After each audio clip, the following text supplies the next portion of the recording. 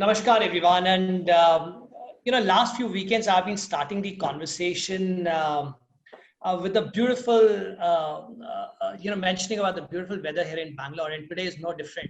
So at 24 degrees, clear sky, clean air, and probably one of the best positive moments of this particular lockdown. But otherwise, the Bangalore is started to look very much the pre-COVID days. So buses are back on the road, black and yellow auto rickshaws are back on the road, and yeah, I mean, you're seeing a lot of action and movement, barring the containment zone. So yeah, life is coming back to normal in some way or the other. I just hope that when things get back into the normal cell, we start realizing what we value the most, and we also look at the pollution and emission and climate, a topic which is very close to my heart, but discussion for some other day. So today's discussion is about the mental health of the society in the corporate environment. What's happening right now is a very curious blend of the two different words. We do not need to be ready for work. We can actually wear our home clothes and get into a real strategic conversations. So are we shedding some kind of a dimension of the professionalism which we all tend to know? Our bosses or our customers are taking advantage of our captivity and probably sparing us with no spare time, since there's no travel or meeting related LVs anymore. Children are also getting frustrated because they are not used to seeing a parent's invisible captivity, I may say. And there is no third place like work from Starbucks. In fact, it is rapidly becoming as no place you wish to be. Quite obviously, this topic of discussion today, in some context, came from the suicide of Sushant Singh Rajput as well. And but in corporate India, the issue is not about nepotism. It is a host of other factors that lead to employees' dismay. Uh, One of them I may say, could be the old boys club, IIT, IM, Nexus kind of a thing. I have personally been asked by many CEOs that do I belong to one of those clubs, and as if they will not like to keep a company if it is otherwise, or regional biases, which we all know, South India, North India, these are still very much prevalent, and or the entitlement of nastiness and how being insulting and rude being a prerogative of leadership. I mean, these are the few things that we kind of know of. I also know of some top bosses, who have been very, very strong when it came down to performance. And they said that, yes, this is how it has been, but never crossed the line in terms of the insult to an employee. But I've also seen a lot of specimens who have never given, a single iota of constructive feedback, but have insulted the employees at every front. Now, every day, but there is no space about the corporate bullying in the modern corporations for sure.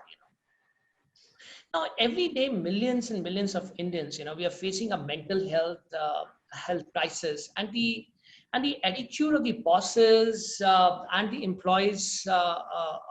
employers needs to change. The culture of the companies needs to change to make sure that we do not face those kind of mental harassment which is probably been happening. Now, how do we create a workplace culture that values mental health? How do you replace the negative stigma with the affirmative approach? Now, health and well-being, juggling homeschooling and work, financial stability, fear of job loss. These are today's there in the mind of every employee. And how is a very positive communication has been flown by the leaders and the companies in today's time. So today to discuss all this, we have a very eminent and a diverse panel. And what is also special about today's panel is that we have people from every generation, so you actually have a very varied thought that's going to come in. So allow me to welcome Ajay Chacko, co-founder and CEO of Arré, Arjun Nohwar, Director and Regional Head APAC for Uber for Business, Vaidheesh, former Vice President, South Asia and Managing Director, GSK, and Senior Advisor to the healthcare industry. Puneet Chandok, President, India and SAARC at Amazon Internet Services. Srinivas Jan, Executive Director and CMO, SBI Mutual Fund. And to moderate the conversation, we have Pooja Goyal, entrepreneur and founder, IntelliThought's Early Learning Center. In fact, my son started his school journey here. And all are very dear friends. And in fact, I'm very, very thankful for them taking out time and discussing such a pertinent topic today. I hope you all have also filled in your cuppa, because next 90 minutes is going to be really engaging and insightful conversation. I will return back after this and probably try to know a little bit more about our speakers towards the end of the conversation. There are some questions at the poll as well. Take some time out to fill those questions too. So Pooja, a very warm welcome, and the screen is all yours. Thank you. Thank you so much, Deepak, for that introduction and setting the stage. As you were talking about the whole idea of the IIT, IIM Boys Club, I do belong to some of those institutions, but I had my perspective, or I experienced that as a woman.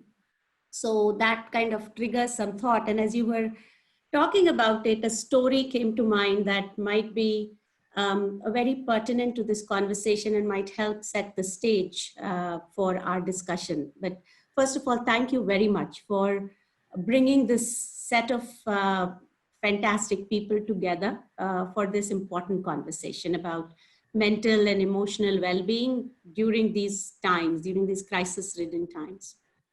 So the story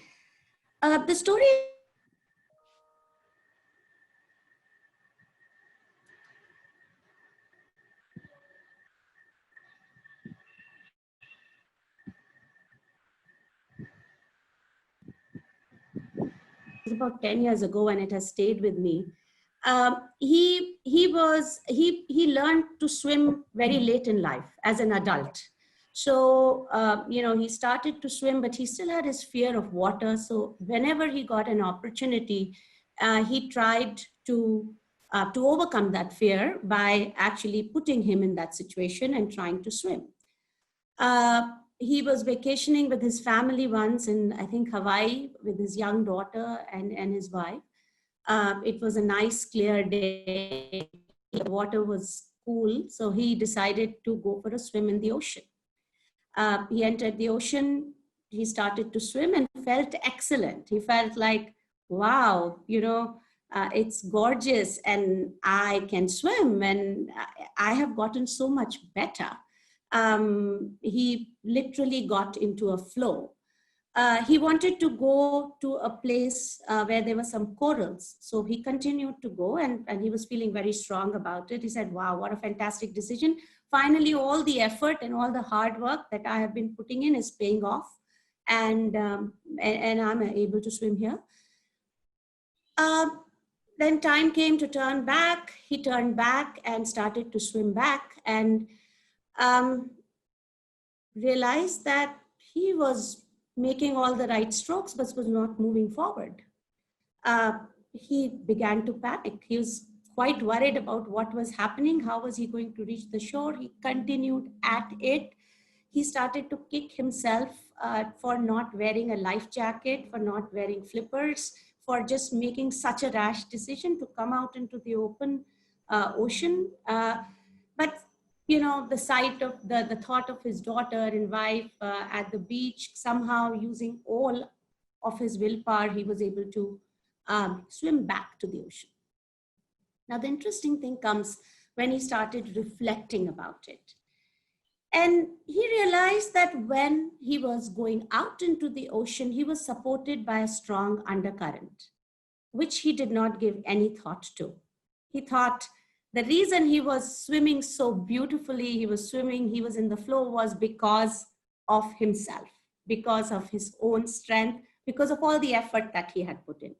It was only when he was swimming against the current did he realize that maybe, actually he started to blame himself for it. That, I did a wrong thing. I did not do enough. I made stupid decision of not wearing a life jacket and come back. So the point that becomes very evident here is that when you as an individual are swimming with the current, you never give it credit for success. You genuinely feel that your achievements are produced because of your sheer merit, your hard work, and that's true to a certain extent. And it can become very, very hard to relate to people who are going through a crisis situation and who are struggling against the current.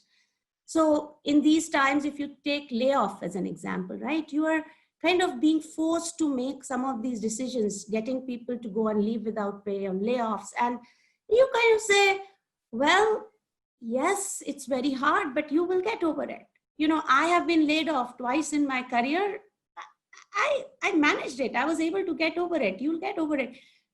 No reason to get depressed or anxious. Right?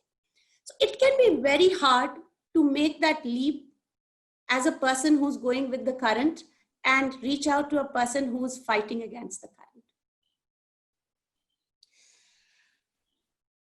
So with this backdrop, and this is true of many of our stereotypes and biases, I'll kickstart the conversation. I'll start with you, Puneet.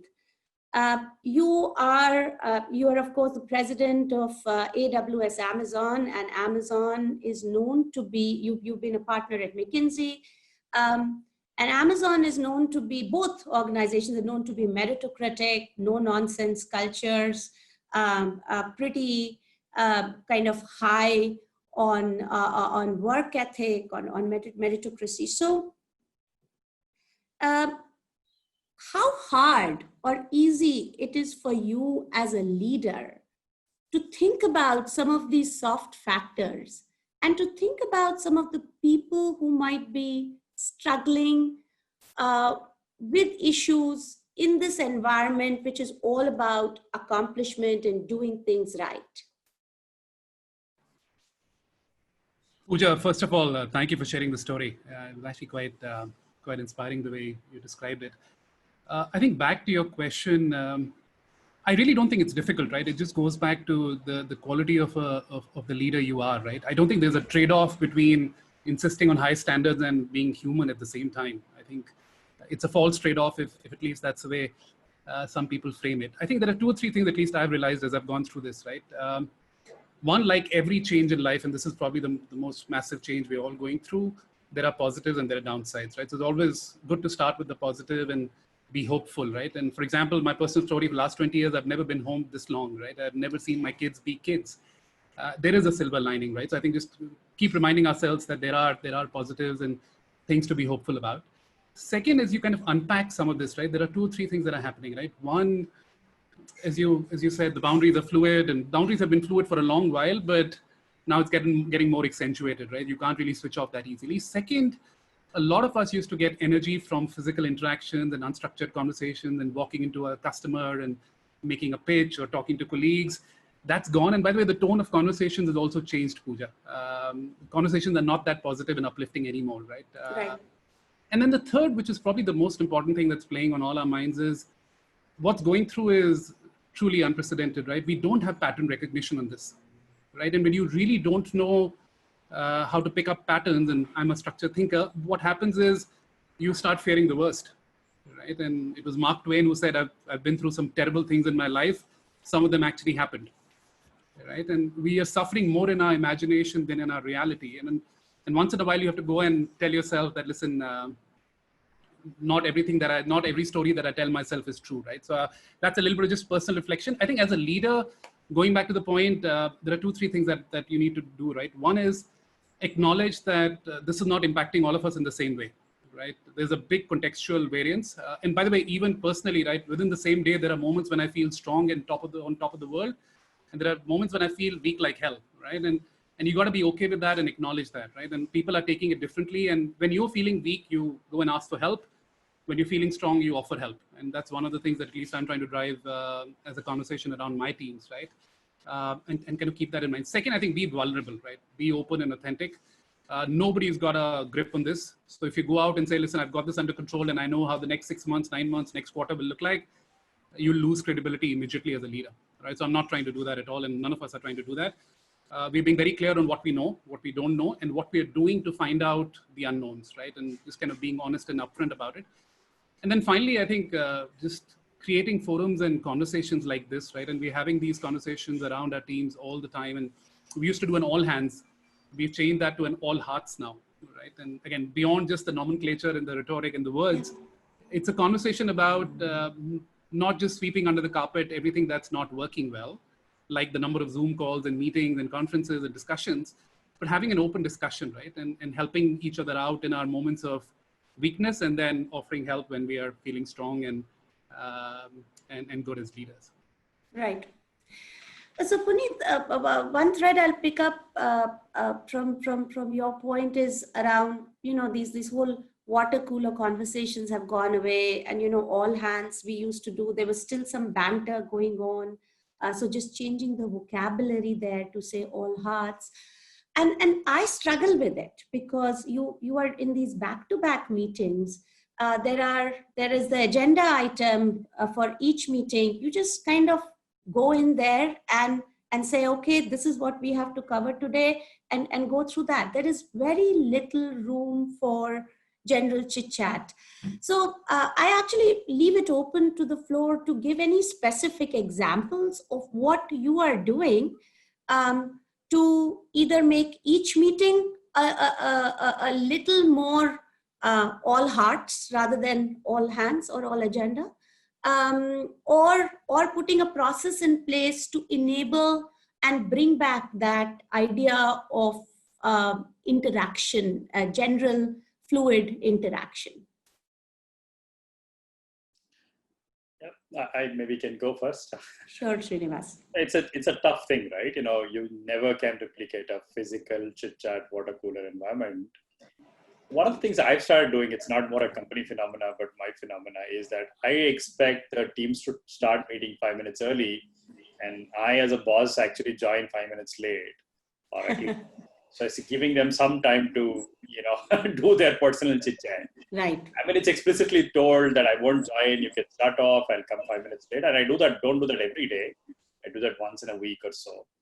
That kind of helps them to actually feel a little more comfortable that the boss is not around and I can have those private conversations. That's more me than the company. But I guess there are a couple of other things that, people have started doing is that, a large company like ours, which has branches, 250 odd branches across the country, we've started knowing employee a little more, even better, because, they all work from home, they're on calls, there are kids crying in the background, there's pressure cooker going. So we want to understand what's getting cooked, what's happening to their kids when we have those conversations on video calls. So I think it's a little more human than just very clinical. We've tried to learn from that. But again, that's more a leadership style. I don't expect an organizations to actually put a format around it. These are smaller things, but personally, I think most of our leaders in our own company have become more empathetic than ever before about when people work from home. Clearly, because the productivity actually is much higher because You're always working, you're always available in a work from home. Right. I guess these are smaller things, but you really, at the end of the day, you just can't replicate a banter or a chit chat that happens in an informal environment in an organization. Right. The other thread that I'll pick up from what Puneet said was around vulnerability, right? That is, when we've been this whole narrative around vulnerability and being an authentic leader has been going up over the last few years. So Vaidheesh, I'll come to you and ask you, the mental health crisis, despite all of this, just continues to grow. And, there was a Lancet study in December 2019, even before the pandemic struck, which said that 1 in 7 Indians struggle from mental health disorders, and about 45 million struggle with depression, 45 million struggle with anxiety. Um, it can be very hard to put your finger on it as a leader as to what is going on. So my question to you is, how real do you think it is? And do you see it around you? And how do you even begin to understand that there might be an emotional or a mental health challenge going on? Yeah, well, Pooja, what you said is absolutely correct. I'm not sure it's just only in India. In my health care industry experience of over now 38 years, I've had a chance to work on mental health as a subject, because of course we do have drugs to deal with that, but of course whether it's a bipolar or whether it is a schizophrenia kind of stuff, there is a society called as the Stigma Society, which is basically trying to deal with this whole concept of mental health.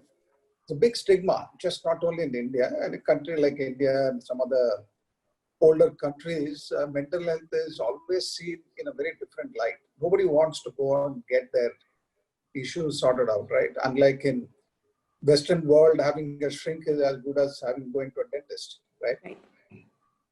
So as far as our organization is concerned, at least I can say for myself, like what we have something called as the Employee Assistance Program. And it's widely advertised within our company in GSK. And also what we felt is that sometimes the mental health challenges, people don't actually pick up the phone and have a call. So what we do is that we have an in-plant clinician. We also invite, and we have various sessions, and we give an opportunity for people to have a informal chat, and also on an anonymous basis, people can have a conversation about the challenges with those clinicians. Now, is it easy? How many people now? I can say that there are people who came out and resolve the challenges. There are people who don't resolve the challenges. But frankly, in my opinion, this is a big issue that we as a corporates have to attend to it. And we put some good experts in our organization as a resource for our employees. And I don't think we are going to be spared during the pandemic, because in pandemic, it's going to get accentuated. As British Medical Journal clearly mentioned, this whole concept of moral injury, and there are two ways in people can react to during this pandemic time, where people can blame themselves for not things happening, particularly in the healthcare field, where some of the doctors go through this whole trauma of seeing a lot of stuff, they're making certain tough decisions. And similar the case with the family, people do make tough decisions.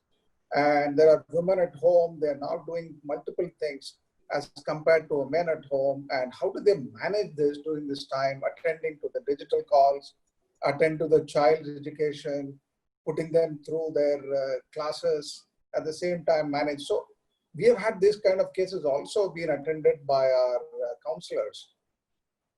It is a very important topic. And only thing is that our objective should be to figure out how do we support. There is something called as the opposite of moral injury is also growth. There are people also grow out of these scenarios where people develop resilience, people develop phenomenal skill to deal with this challenging time. So as a company that our aim is to figure out how do we provide an opportunity for people to move into the other side of dealing with the growth rather than dealing with through positive conversations. And of course, we can talk about it a little later, but I think these are very real challenges, mental health, and I truly believe every organization should look at providing resources. Absolutely. Absolutely. This stigma that you talked about, Vaidheesh, this is very real. It is very hard to come out in the open and talk about it, and somehow this is seen as a sign of mental weakness, whereas a physical problem is seen as something that's beyond your control. A mental health issue is seen as something that is in your control and you should be able to fix it. So I think just understanding some of the mechanics of this mental health issue could also help, where what is leading to stress, it is an interplay of neurotransmitters and hormones and the kind of stimuli you are getting from outside, right? So I'll just kind of carry on this conversation on the whole idea of stimuli. One of the terms that I recently learned is called doom surfing or doom scrolling. And so Ajay, I'll come over to you, where what it means is essentially mindlessly scrolling through news, from one bad news to another.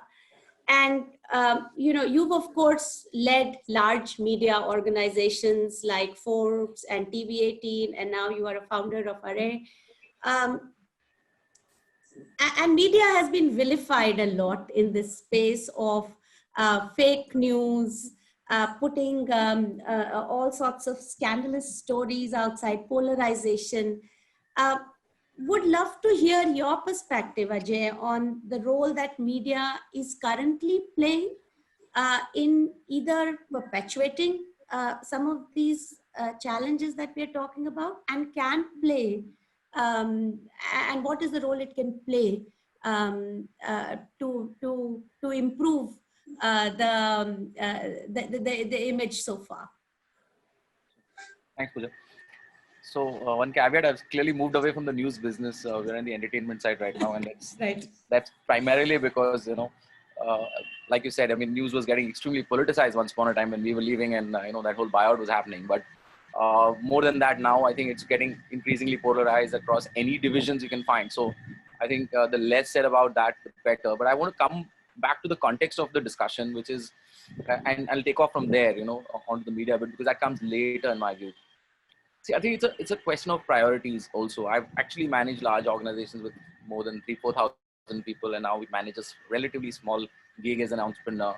And I've realized that, one cannot take up the mantle of mental health in the true sense, because we are not qualified as organizations or as individuals, as managers or as entrepreneurs, as leaders, to really delve into mental health issues, if there are any. Frankly, those are chemical plus issues, which I think, needs better, kind of help. At best, we put physicians in our, large organizations to come and check, but I don't think we've ever invested in psychiatrists and what have you, and because it was beyond the mandate, because there was no real mandate. So I really think that if there is, I mean, if you move beyond the real, hardcore mental health issues, which actually need really serious attention, therefore I would not want to trivialize that out here, saying, okay, that can be solved by discussions alone, though one part of it is discussions. The other bit, which actually corporate India or workspaces or jobs add to people's lives, is where we can come in as leaders, as entrepreneurs, as which is, can you reduce the level of insecurity, which is really the driving force of all sort of stress, and may lead to some amount of emotional issues, definitely, if not mental health issues, right? So I think over the years, I've realized that we actually go a lot with the people who are expressive and who talk, and therefore we take that as the kind of front line of what needs to be done in terms of priority. But really, I mean, the guys who actually need to be taken care of are the people who do not have the opportunity to express themselves, right? So and there I think actions matter louder than words, much. I mean, actions speak louder than words, and that's really the philosophy that I've kind of tried to sort of adopt over the years and learn from our mistakes. For example, in this crisis, I realized that the real true action that we could have taken is not sacked anybody. Now it's a tough action to take, because that you can use this kind of crisis to correct business models, which a lot of companies have done. You can actually get your cost structures back to the way they ought to be done. There were lots of case to be made for actually going and saying, okay, fine, let's do the sacking part, and let's not look at a across the board, survival mechanism that however, kind of ill-informed that might be, however bad it may look like on, in the balance sheet. But we went ahead and took that large call of saying, okay, no, we will not sack anyone. We will try and, ride through this crisis. We will all take cards. We will do whatever, right? So in my previous avatars, we've not been able to do those kind of things. Maybe because of the size of the organization, maybe because there was too much pressure, maybe because of the stage of life. But I've realized that one job cut can create so much insecurity in 30, 40, 50% of the workforce that, no matter what mental well-being seminar or emotional coaching you do, that cannot take away the insecurity that kind of action brings in. So if you ask me, the tangible in my view is to go by hard actions that actually, reduce the level of insecurity rather than just go with conversational stuff while taking tough calls, right? So damage control is obviously the next best option. If you can limit the primary damage, and I'm sure there are ways of doing that, because no company really, that is raising $2-3 billion needs to, kind of chop the last mile 500 people to kind of survive a crisis, right? I've seen that much business to tell you that's a shortcut that a lot of people choose to take in this. So I'll probably be sounding a little harsh in that side, but I think that has led to a lot of insecurity amongst employees, and that's really creating more of a crisis, especially in the segments that are not expressive, cannot do these work from home calls, cannot have does not have access to colleagues all the time, whether it's on Zoom calls or whatever, right? So relatively less first worldish, I would say, right? That I think is, if you ask me, all of us can reprioritize in some way, that we need to really look at people who cannot talk and communicate as much, or cannot fight back, or cannot even do not even have the option of saying, okay, I can think about my mental well-being, when our actual well-being, emotional well-being is being firstly challenged. So that's one part that I thought I'll put across as my perspective on the issue of media. I think you're absolutely right that I think this whole doom surfing, or what do you call it, has become so endemic to our lives that especially because of WhatsApp and other messenger tools, that everybody is actually forwarding stuff that actually seems like, okay, this is the next worst thing to happen, this is the next worst thing to happen. Even if you look at media coverage today, even in a city like Bombay, where we have 27,000 active cases, it will still be talking about 60,000 as the number, right? I don't understand why we would keep reporting headline numbers if the number of active cases is what really matters, right? So I would clearly take the blame that yes, media has been headline seeking even during the time of crisis. If you ask me, and I'm not saying it's the media's job to reduce people's insecurities, but it cannot be sensationalizing things that are actually out of context. And a lot of data reporting in India, a lot of news reporting in India, even by legitimate sources, are actually bordering on sensational. And I think that adds to the panic, especially for people who actually think about being cocooned in this world, right? So in Bombay, I think it's a very, very interesting example. We've already probably seen the peak of that curve. Yet people keep talking about rising cases. Yet people in the affluent areas don't want to step out, don't want to let their maids and drivers in, despite the fact that the government has said that you cannot do that. So I think while we talk again of issues that affect people who are well off, I think we need to first recalibrate whether we are actually being good human beings and actually trying to take care of people who are not well off, right? I think the segment or the population that gets affected by these kind of things actually need to be taken care of first before we even go into emotional well-being of people who earn like 25 lakhs a year or 40 lakhs a year, right? So that's my limited point there. And I think media, especially news media, I agree with you. I don't have a solution for it, but I think I have actually, personally implemented a simple solution, which is I have actually cut off news television for completely out of my life. The last 2.5 years. I don't know whether that's a good thing to say publicly, but yes, I have done that. And the only thing I've not been able to get, I'm not on any social media, by the way, strangely, despite running a digital media company. And the only thing I've not been able to get off is WhatsApp. WhatsApp is hard. Yeah, world runs on WhatsApp now. That's the problem. Sorry about that. No, lots to unpack there, Ajay. Thank you. I'll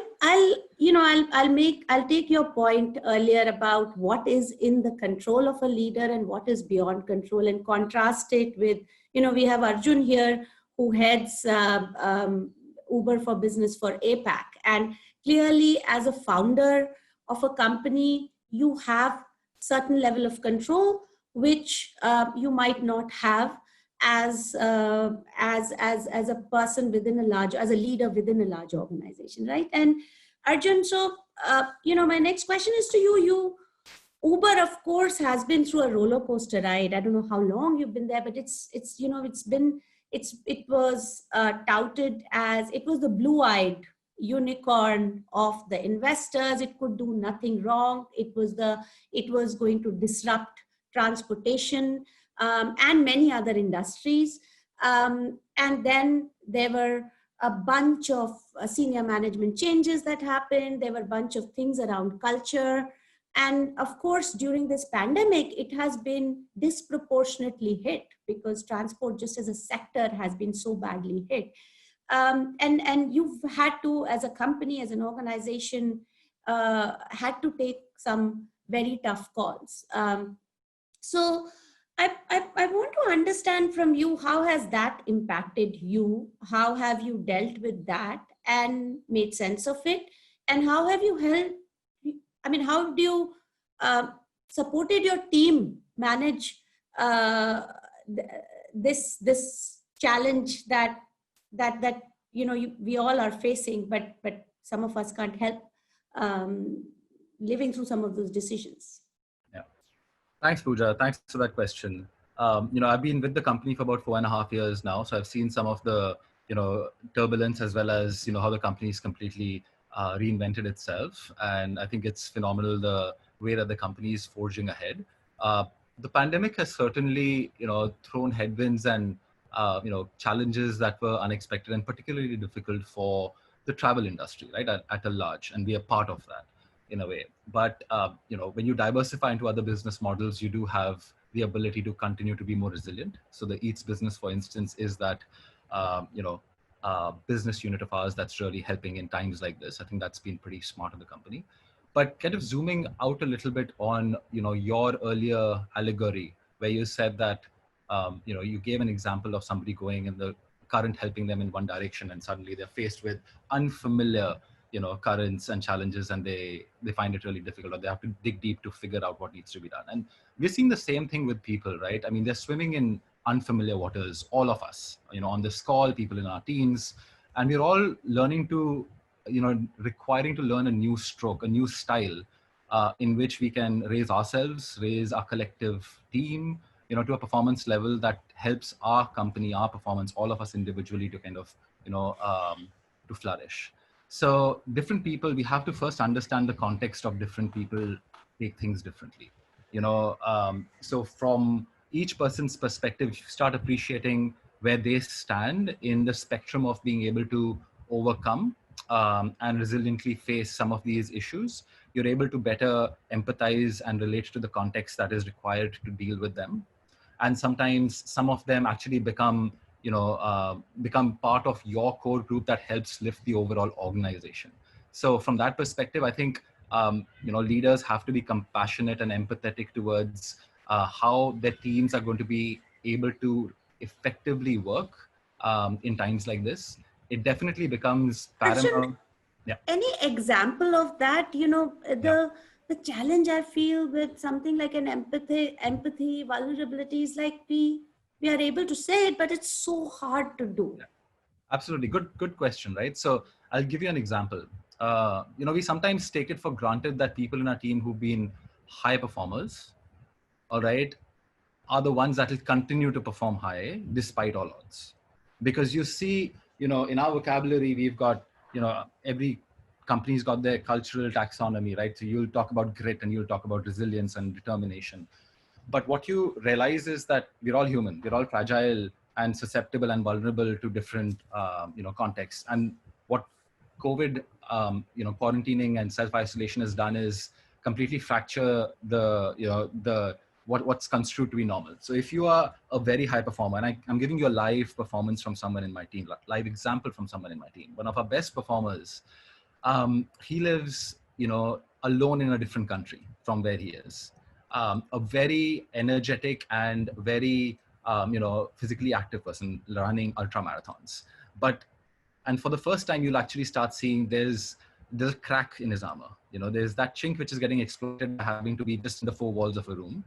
And then you have to understand that, and if you can catch it, because the cues are not always very obvious, the cues are very subtle, right? And so you have to sometimes force the issue, force the discussion. As uncomfortable somebody who's a high performer extrovert would be to open up and have that chat. And when you do, I think it's a little bit more liberating for you as their manager and them, and for themselves as well, right? And then you start the process.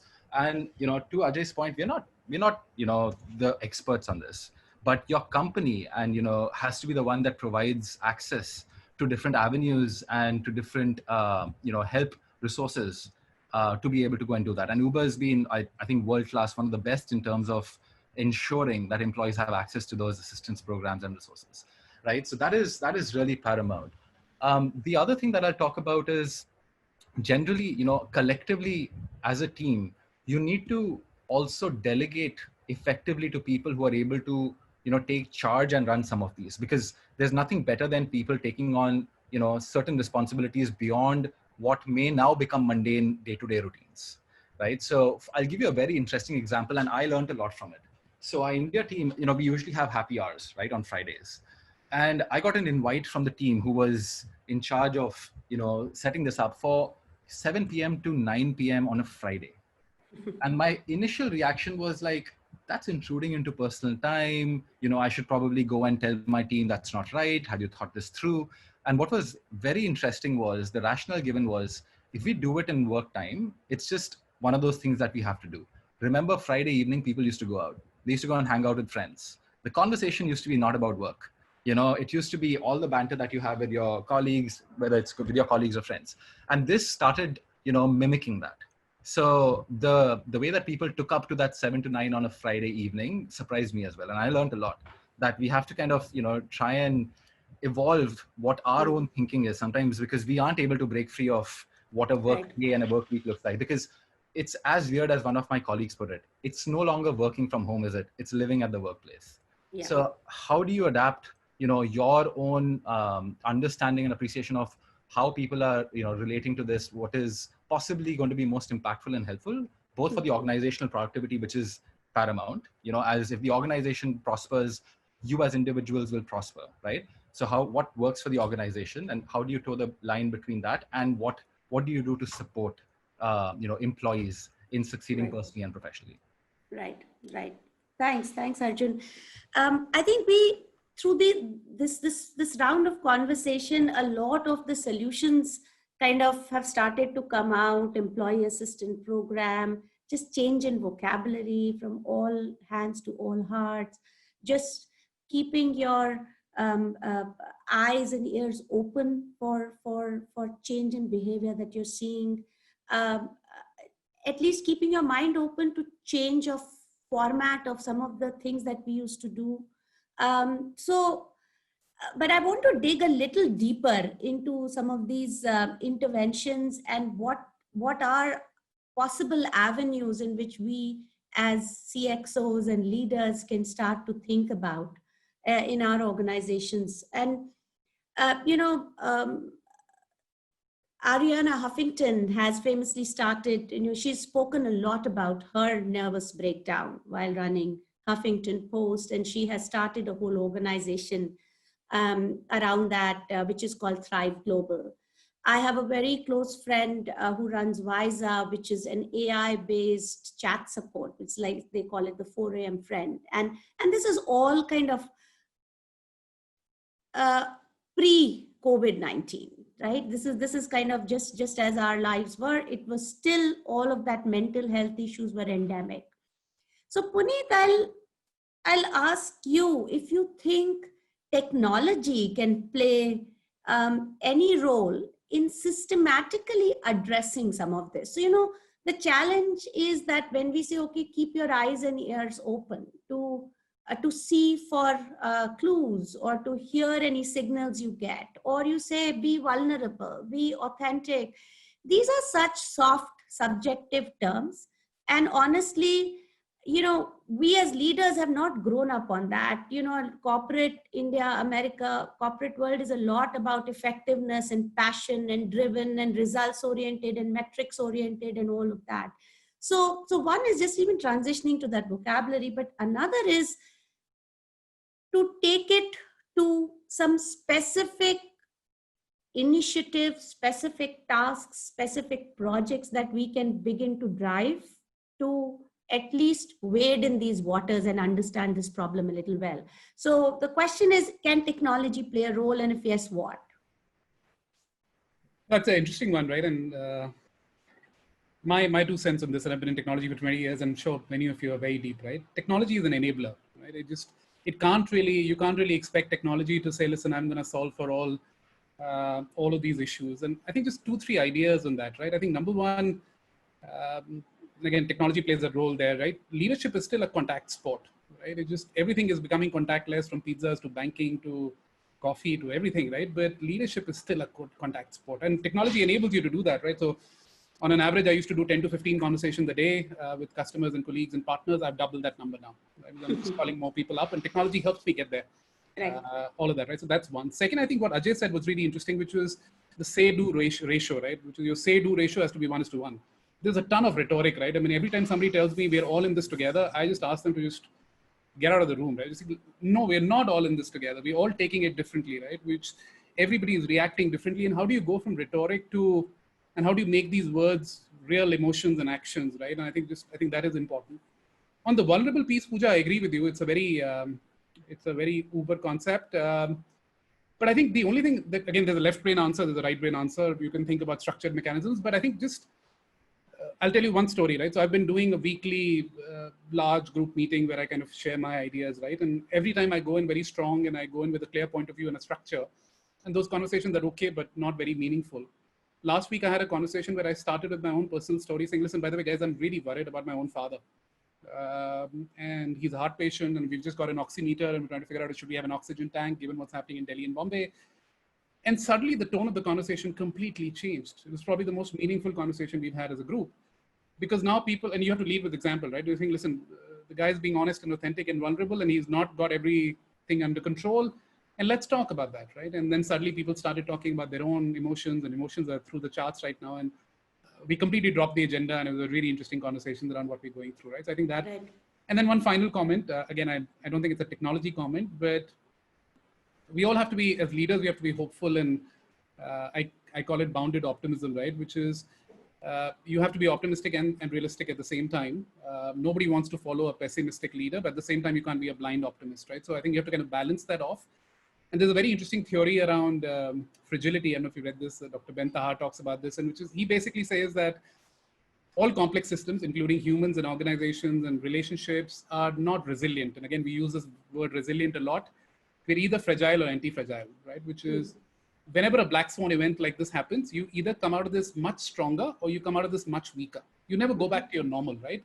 And the difference between those two data sets is the intention, the level of engagement, the way you frame this, the way you go into this, right? So one of the questions I ask in all my business reviews is, even the ones which are not, the business is not doing well, what are we doing to prepare for when the business doubles, right? How are you thinking about a more optimistic framing and how a more positive framing? And that's where, one more thing, and then I'll shut up on this, right? Which is what I call the butterfly effect. And it's even more relevant today. Another story, a few weeks ago, some small group in one of my teams, there's a individual who shared a very interesting story of how she helped somebody in her team. And she sent that mail out to a small group, and suddenly it kind of went to different parts of the organization. It came to me, and I kind of blasted off, and it became viral.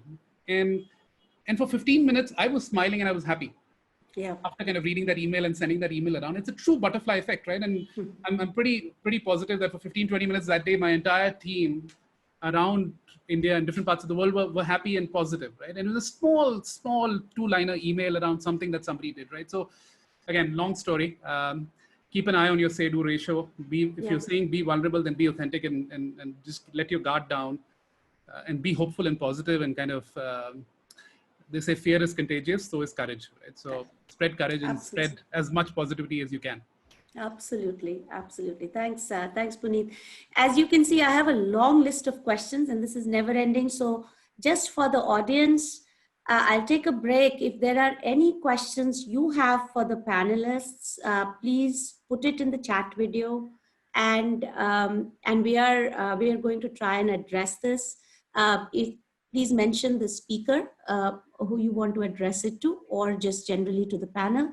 Meenakshi Dhar, absolutely. People want to be listened to, not just heard.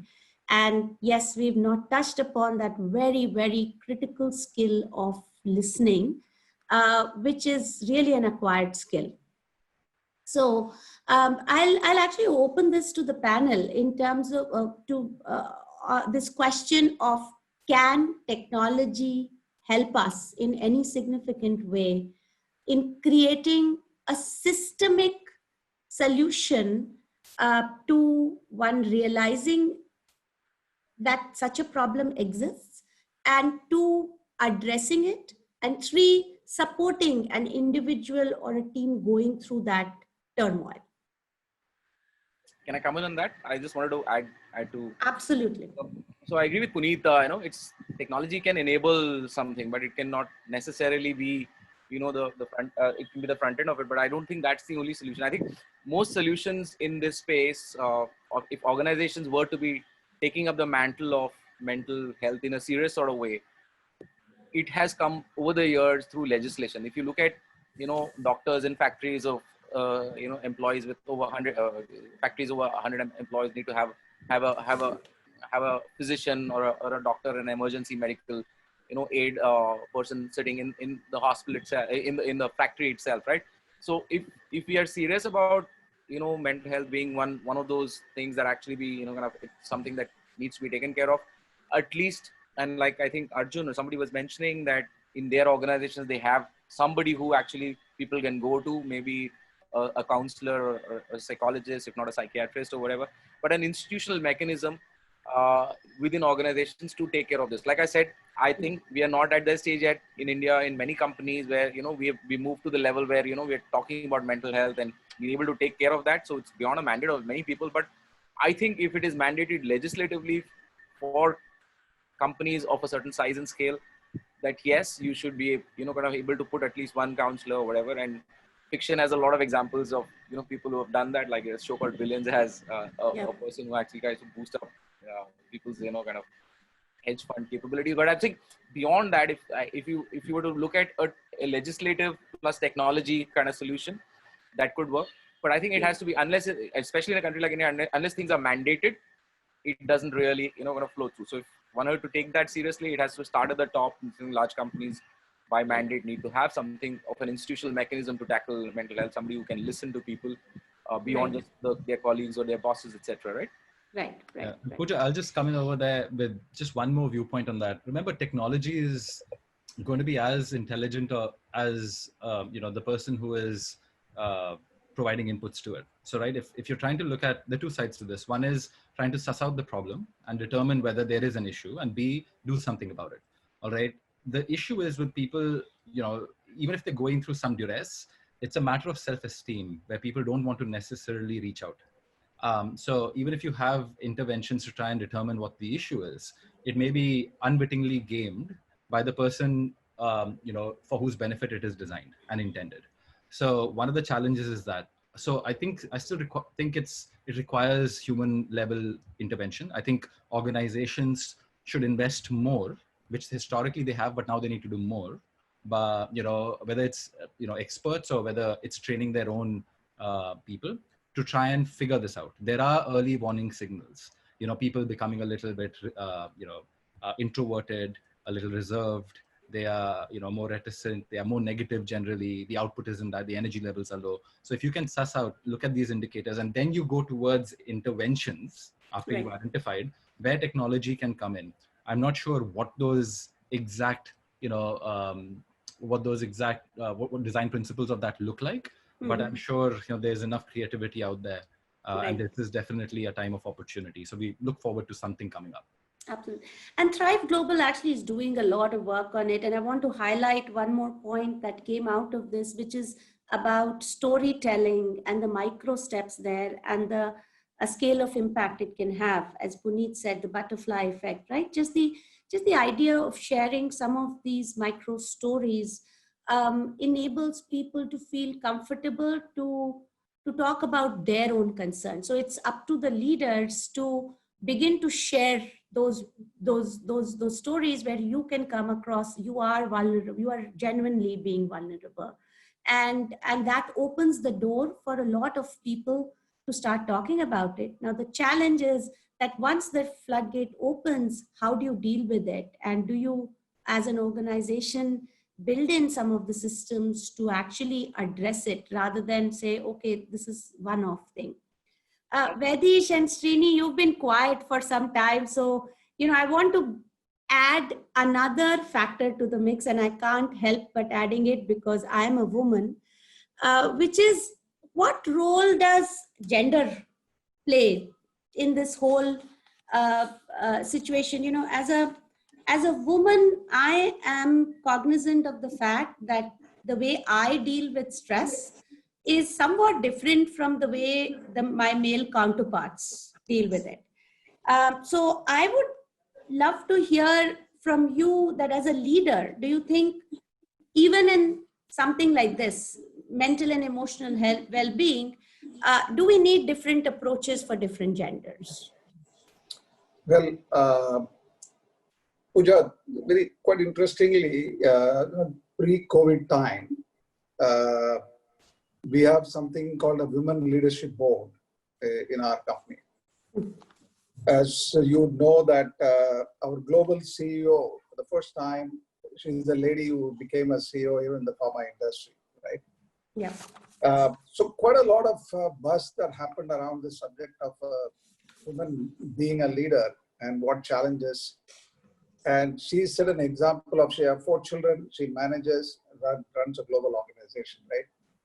And there's a good amount of example that is set. And during the Women Leadership Board, it's run by women. Of course, there are men who participate in this leadership committee.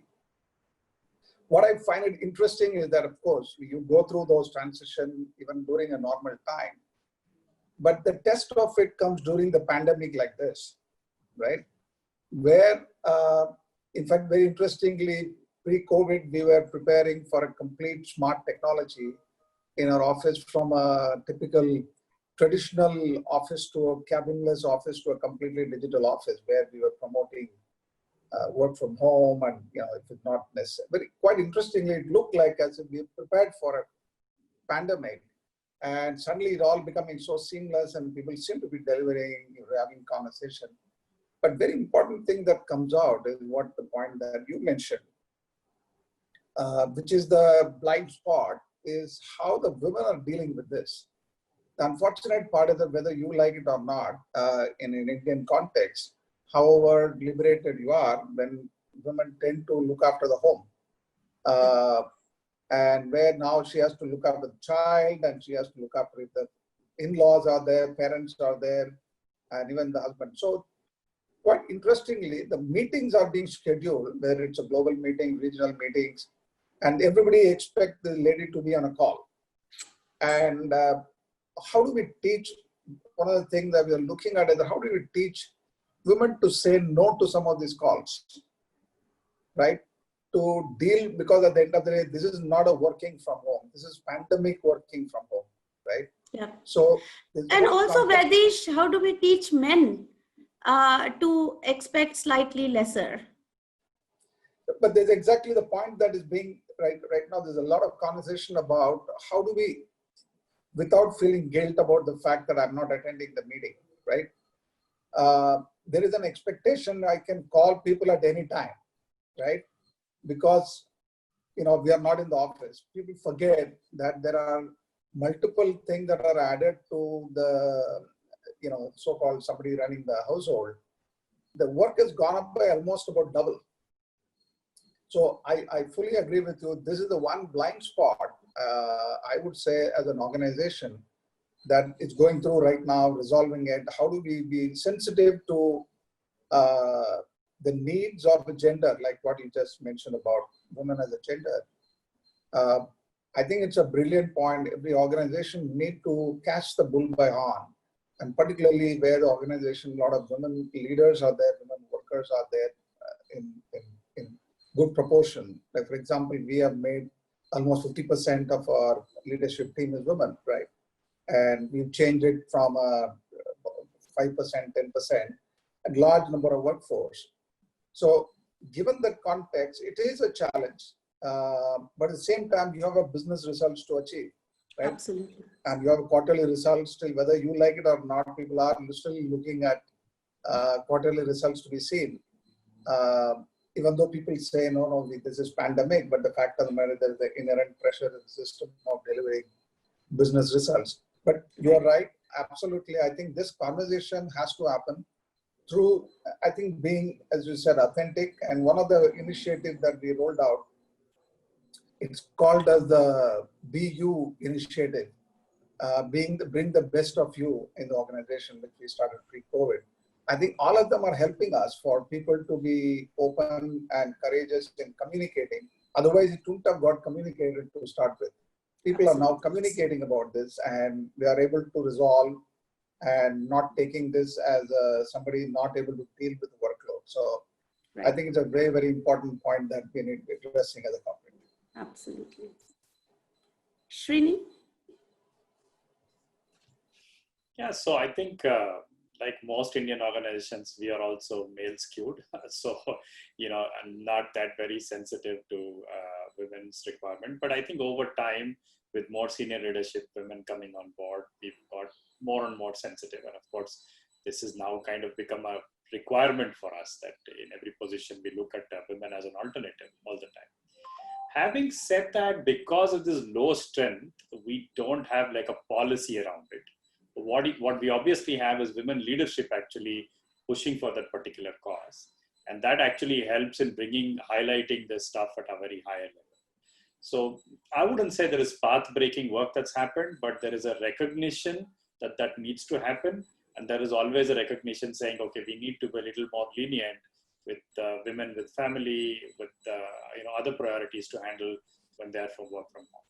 So that's a good starting point of actually recognizing.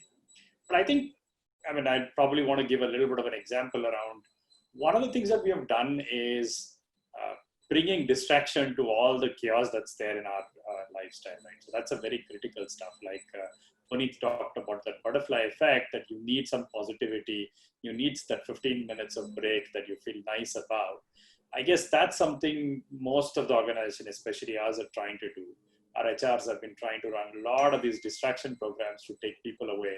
Some of these are something today in a work from home environment, or at least a lockdown environment, difficult for people to achieve, which is some talent recognition, sharing of, good news is around, all of that stuff. So we run this program called Prism, which actually is a very good contact program that we do with all our, we have 1,200 people across the country. We use that as a contact program, and that's usually either contests, either talent pool. These are natural. Most companies do it. But this, according to us, is not just done for the purpose of engagement. I think it also is required to distract people away from all the nonsense that are happening around us, especially with women, so much of things to do. They can get a 2 minutes break and showcase their talent or talk about something that they want to talk about. Yeah. I think that's something that we've tried to do. Great. I am cognizant of the time. It is 12:06, but there is one question that I really want to ask all the panelists before I hand it back over to Deepak, which is, as is clear through this conversation, these are stressful times, and you as leaders and CXOs hold the mantle of not just the performance of the company, but also now an additional thing of managing the well-being and health of the mental health, emotional health of your teams. What are some of the habits or routines that you have built, especially during these the COVID-19 times, to keep yourself balanced and centered as you ride this crisis? We can start. Arjun, you want to start? Yeah, sure, Pooja. Interesting question. I was reading somewhere. It said that leaders, not selfishly speaking, but if you're leading a team, it's your responsibility to make sure that you're taking care of yourself. I think the analogy given was in an aircraft, the announcement comes that wear your mask first before helping infants and children. And I think if you are not in a good, frame of mind, it's going to definitely, you're not going to be, be able to operate at 100%, be conscious and empathetic to your teams, and then it kind of spreads and manifests across, right? So I think at a personal level, I'm a very outdoorsy person. I love to play tennis and golf. And as you can imagine, we're cloistered at home, and it is supremely frustrating not to be able to do what you did week in, week out. So you kind of pivot to what you can, right? Watching golf on TV, whether it's going and, kind of going back to your college days and figuring out what you used to do, hanging with friends, probably playing, something as silly as, video gaming on the internet with them, right? So you're trying to figure out what pockets of activities make you happy, all right? Truly are stress busters for yourself, and you indulge in that guilty pleasure, right? And it's very important. As much as your wife might tell you that what are you doing gaming, but it's very important for you to realize that it's important. That's what you do. The other thing is you kind of also lean on people that you feel can pull you up, lift you up, right? Those who are better at having managed the situation than you're in. And just conversing with them, reaching out to them, kind of opening up a little bit, asking for advice has helped. These could be senior colleagues. They could be people who are like totally unrelated to your profession, right? A friend who's a musician, for instance, they always tend to have this very vibrant and optimistic, aura around them, like what's going on. So you have to kind of, and then you have to look internally for inspiration. At the end of the day, it is your responsibility. Like you say, you have the, you wear the mantle of responsibility. And if you don't level up, then, and recognize this as one of those opportunities, one of those once in a lifetime opportunities where you have to shape up, you have to grow, then you're kind of not evolving yourself the way you expect and your team expects you to. So I think it's a mix of those. You do what you can to kind of come out ahead. Yeah. Ajay? I think, personally, I try to keep myself a little busy physically, and it helps a lot, if you ask me. And since I live in a place where I can go out and walk around and cycle around, so I was lucky enough to be able to do that a lot, because that keeps my head clear mostly. Then the other two bits I thought is probably more attitudinal. The fact that I have probably had the hindsight or the wisdom of hindsight to have seen a couple of crises, to also have that little attitude saying that, okay, this too shall pass. It's not the end of the world. And to, even if you get something like this, guys, let's not, think that's the end of the world either, right? People are recovering. More people I know who got it have recovered than, kind of got into any kind of condition. So I think not taking this that seriously itself is also, I know it's easier said than done, but at least that's what's kept me a bit sane. Wonderful. Great. Vaidheesh? Well, like everyone said that, physical positivity is so important. So generally, fortunately, I have a chance to go down and go for a walk in our common area. We have a good space for walks, and getting a chance to, with maintaining social distance, having a chat with some people. And as everybody is saying the same thing, I think it is the language is important, and maintaining a language of declaration of positivity is going to be so important at this time, because there's so much is happening about what is the number going up in Mumbai and this on. I say some election results are coming up. So first thing, you shut down this stuff. They're not talking election results. We know right. Time there are enough scientific data that's coming out. We read it once, and I know where the vaccine development is happening. So to that extent, I motivate myself by having some declaration that's positive. And fortunately, I also have a lot of these young people who call up and regarding the startup. That also keeps me quite excited about the fact that more than the people above 50, I'm not qualifying it here. I think the young people are far more positive about the current situation, where you end up in a lot of stuff, which is very exciting stuff. What could I do this? Can I do, So you keep yourself in a very, very engaged, positive tone. Quite obviously at home, if possible, spend some time in trying to find out some cooking or something you can do jointly. So the whole idea is to keep the mood positive and then have some hangouts with families, and which many people will do the same thing. Right. Till you go to sleep, keep the mood positive. Other yeah, absolutely. Srini? Well, I mean, I don't know, contrary to others, I think I'm more busy than I'm ever before. I don't get so much of me time like I want to. I think, according to me, the productivity and workloads have actually gone up despite working from home. I always thought work from home was a good thing. I'll be able to catch up on books. I'll be able to catch up on so many things that I've missed. It does look like that's not really happening. So I'm actually, trying to push myself to get some me time. Like Ajay said, some games. Of course, I watch a lot of movies. I think one of these days I'll run out of movies on Netflix and Amazon because I do virtually watch a movie a day, but I do sleep very late. So that's kind of a stress buster for me, trying to take that me time out, because you're at home all the time, most of the time. It's not as easy as what you thought it is, right? There is no 5-minute chit-chat break. There is no side tracks, and there are no social medias, and everything else is out. Right. What I've tried to do with the team and myself is actually we've tried to constantly think and reflect about the company's mission over and over again. I think during times like this, if you continue to articulate that and test that, what your company and company's mission is, I think that's a very positive thing. And we try to do that with senior management and leadership now, saying, okay, how is it still relevant? Post this crisis, how is it going to continue to be still relevant? And put those clear guidelines. And, I think the clarity approach for business like us, we are a knowledge business, right? We run a mutual funds, the largest mutual fund, $150 billion in assets. People are critical, and what we do is very critical. Everything that we do is very, very, it has impact on the money that we manage. So I think testing your business model, testing your company's vision in difficult times like now is, I think, what we're trying to reflect on. I think in the last few weeks, this has been top of our mind.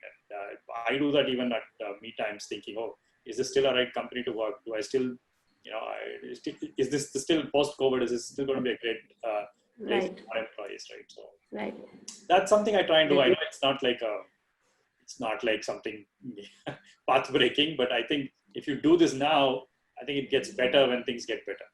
Right. Puneet?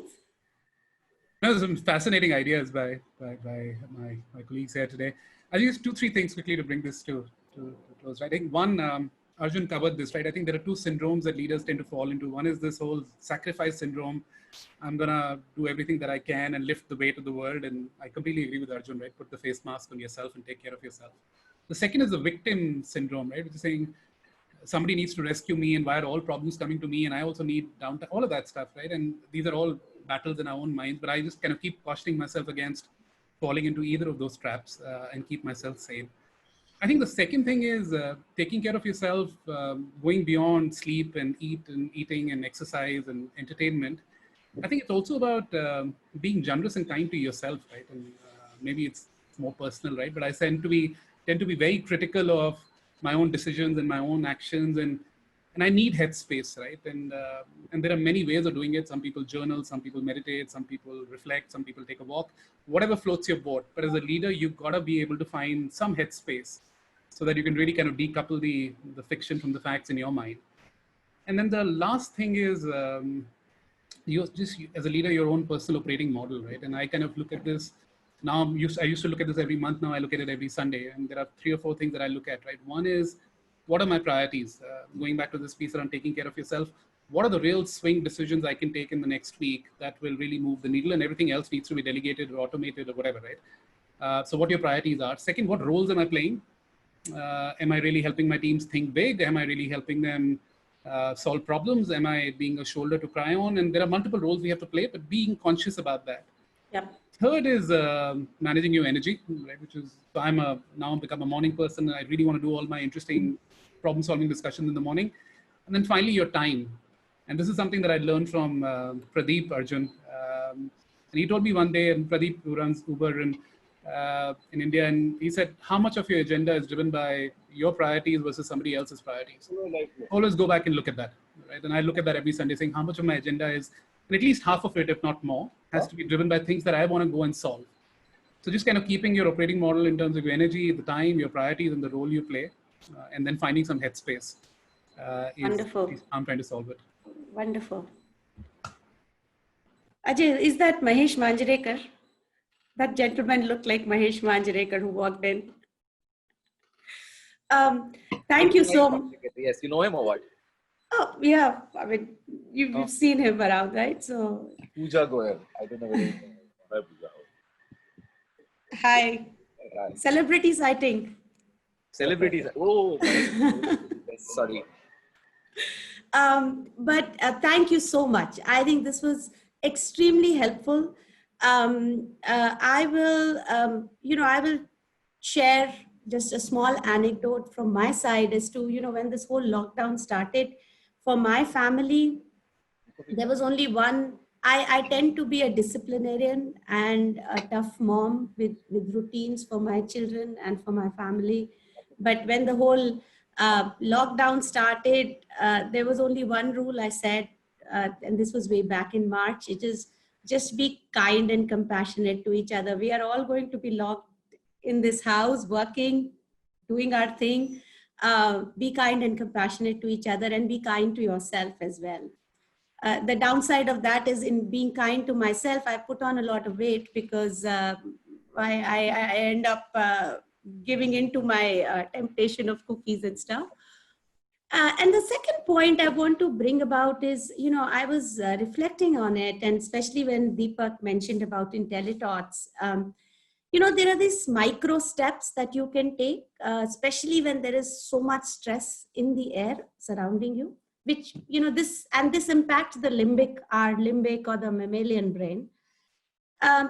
At IntelliThoughts, we had a preschool, and parents, when they came to drop off their children, the first few days of the preschool, it was rough. It was rough for parents. It was rough for children. It was rough for teachers. This was the first time children were stepping out of their comfort zones of their homes and going into a school environment.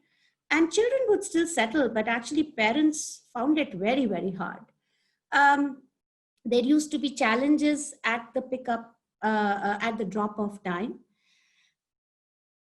And we were a very neuroscience-based pedagogy. We implemented a lot of cognitive neuroscience in how we taught children and how we worked with children. So one of the things we implemented was started putting some aroma at the entryway, which was either lavender or jasmine. That was one. And the second was started playing peppy music at that time. And we did some research and collected some data before this and after this. And I can tell you that the stressful interactions between teachers and parents and children and parents actually went down by almost 90%. So, that might not be a very rational thing to do. So for us, music has been another part of our lifeline during this lockdown that has kept us sane and positive. But in any case, thank you. It's been a fascinating conversation. I have taken just so many notes and so many things to go back to my workplace with, and I hope the audiences found it useful. There were some questions that we were not able to address. Hopefully, we will be able to make this recording available. And if there are still any festering questions, we'd be happy to answer later. Thank you, everyone. Thank you. Back over to you. Pooja, thank you. Thank you so much. I think it was a very well moderated conversation, very balanced. And Vaidheesh, Trini, Ajay, Puneet, Arjun, extremely engaging and insightful, and I just hope that human really gets prioritized in the human resources, and mental well-being is just not nice to have, but it also becomes a bit of an essential in our scheme of things. And just a question which comes to my mind, the way we train few of our employees and people to fight with fire, or how to react during the time the earthquake. Can you also train some people on how to manage the mental well-being or the mental stress of the other employees? Just a thought. And CEO Lounge is just not about transformation and knowledge. It is also a bit about passion and the other side of our speakers. So we'll take a few minutes of understanding a little bit more. I have a privilege of knowing all of you a little bit. But let's expand this somewhat. So Vaidheesh, I know your interest in golf and the other sides as well, but there is one very key interest that you have is towards marketing. And especially you correlate religion and marketing so very well. Is there an anecdote that you want to share today with the audience and with all the other speakers that you probably would like to relate, or something new that you have probably learned over the last 2 months that you want to relate with the marketing and religion? Yeah, the kind of conversation I had with you is only one-on-one. I can't be having this conversation. That's more a fun talk that we had. But one thing I can relate, which is what I was talking to someone is, see, at the end of the day, during this time, a pandemic kind of scenario, I strongly believe, whether you like it or not, that faith is going to play a very big role. Whichever faith that people have, whatever the faith that they follow, and that's going to be the backbone of how the society is going to come back and deal with this whole pandemic situation, deal with the change. So rather than trying to find out which faith is better or not, right now I think we should encourage people to have some faith in something, even if faith in the bosses or faith in the religion, or if you don't have faith, then you are likely to be very negative. You get into the mental depression because of the fact you don't have trust in your life itself, right? Right now, you need to have somebody to, like, for example, if I believe in Vedanta, I listen to Vedanta for throughout this time, because at least that make me to focus on something which I like, right? I get a chance to learn that distracts me from getting caught into this data that is coming out every day in the television, right? So I'm of the opinion, without getting into the marketing aspect of religion, which we can keep it for other session, but I strongly believe that faith makes a huge difference, particularly during these troubled times. Great. And Srini, you probably got the best cabin view in the entire Bombay, overlooking the MCA ground, and so is there a cricket incident that's probably you remember or it's remained stuck with you that you've probably seen from your office window? Yeah, I mean, I miss that because I'm at home now, but all the green lawns of MCA and the beautiful cricket pitch. But yeah, I mean, there have been times when, because MCA, a lot of Indian cricketers come there to play. I've had an opportunity to meet some of the few legends of crickets, including Sachin. I think few times Sachin actually. He comes there to play. And Pooja, sorry guys, I need to run because some people are waiting for me. So I'll just sign out. Okay. Thanks a lot. Yeah. Thank you, Ajay. Thank you. Bye. Ajay. Bye. Bye. Bye. Thank you, Srini. Thank you, Arjun. Bye. Ajay. Yeah. So yeah, I mean, cricket for me, cricket is and we miss all cricket, right? All of us. None of today. It's sad to see all the repeats and I've actually stopped seeing those repeats. But I wish there was a news that we will start seeing cricket from UK at least, but that also looks like that's not happening. So I miss cricket. I miss any of the sports. Like, all of us are people who want to go out and watch movies, go to restaurants, go to sports. But I miss that. But I actually miss the view from my office, which I could see for a while. I do still go to office once in a week. But what I like being at home is I get to brew more coffee. I'm a big coffee fan. I brew different kinds of coffees from all over happened. So that's an opportunity for me. Great. We just hope that the IPL kicks off as the rumors are towards the October, November, and that happens. I think you'll see some action on the MCA ground a bit more. Oh, by the way, I got a chance to work with some of these cricketers because for mutual fund SIA campaign, we worked with some of these cricketers during this break, and we've created some commercials which will be airing very soon. We were hoping during IPL. Now that there's no IPL, we will probably see that in some other matches. Yeah. So Arjun, golf and tennis, we all know. And we also know that you love driving and you love going on a long drives as well. So who has been your favorite companion? Which has been your longest drive? And is there an incident that's really got stuck with you during your drive ever? Oh, wow. Okay. So, yeah, I think the favorite companion definitely is my wife. Right? Don't say Shifa. Let's go beyond here. Yeah. Okay. Beyond Shifa, I'd say, rewinding many years, used to be a golden retriever. All right. So, but that's not necessarily a long drive, but just the joy that you see, the unbridled joy, on Dash, his neighbors, like on his face when you just kind of roll down the windows or open the doors of the car and he jumps in.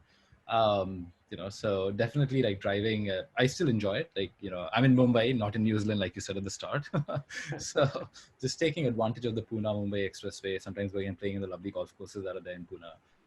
It's always a pleasure. Just, the occasion is driving down rather than just reaching there and playing golf. So enjoy that as well. Great. And Puneet, your wife is a designer. So have you picked up any of the design traits and from her? Probably that would be my first question. And secondly, what kind of a leader are you? Who's your mentee? I mean, who's the person who really inspires you in your leadership traits? Two very interesting questions. Let me start with the first one. So Priyanka, my wife, is a designer, as you said.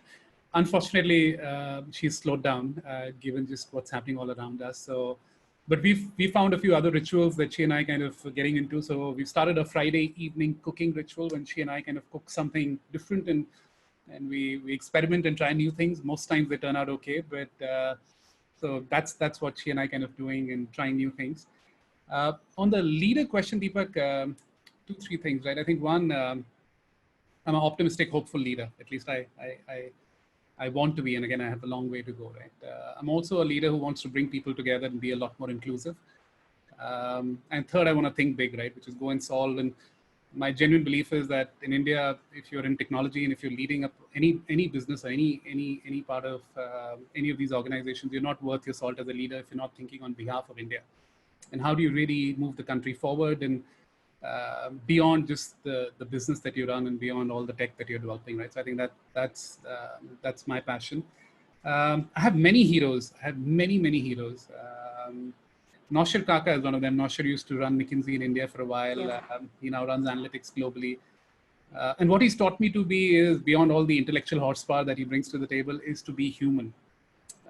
And it's unbelievable. Even now he will call me when I've left McKinsey some time back, but every other week he'll give me a call and he'll check about how my family is doing, and he remembers my kids' names. And the conversation is not about business and content and work. It's about just being human, right? And I hope I can be half as good as him one day, but he's truly inspiring. Wonderful. Pooja, I'm sure what's coming your way, but we love you and your voice are the best. We know how well you sing. Maybe if I'm not putting you on a spot to sum up this entire conversation in few lines in your own style, so that would be amazing. Oh my God. Okay, there is a Munni Begum ghazal that I like. I'll just sing the first 2 lines of that. Hoping that this pandemic goes away. Hey, mere hum nashi chal, kahin aur chal, is chaman mein ab apna guzara nahi, बात होती गुलों तक तो सह लेते हम, बात होती गुलों तक तो सह लेते हम, अब तो कांटों पे भी हक हमारा नहीं है मेरे हम नशी चल. That was really nice, Pooja. That was really nicely done. Thank you. Thank you, everyone. It's been a wonderful conversation, and I look forward to seeing you all and all the attendees. Thank you. The next weekend, 11 o'clock, on another very interesting topic with new set of leaders. Until then, thank you. Take good care of yourself. Stay healthy. Stay safe. Namaskar. Thank you. Thank you, Thank Deepak. you. Pooja. Thank you very much. Thank you, Bye-bye. everyone. Bye. Cheers. Thank you. Bye-bye. Bye.